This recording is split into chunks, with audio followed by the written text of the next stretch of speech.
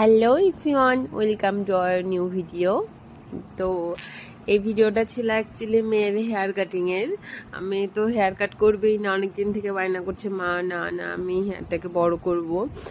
তো ফাইনালি অনেক কষ্টের পরে রাজি হলো আর কি। তো ওই যে নিয়ে যাচ্ছিলাম, দেন ওখানে যাওয়ার পরে আমি এবার মানে আমার জায়গা ছিল, ওকে ও আবার ব্লাউজ কেনার কথা ছিল, তো ওকে নিয়ে গেছিলাম ব্লাউজ কিনতে। দেন আসার পরে তারপরে এই তো স্যালনে ঢুকে পড়লাম।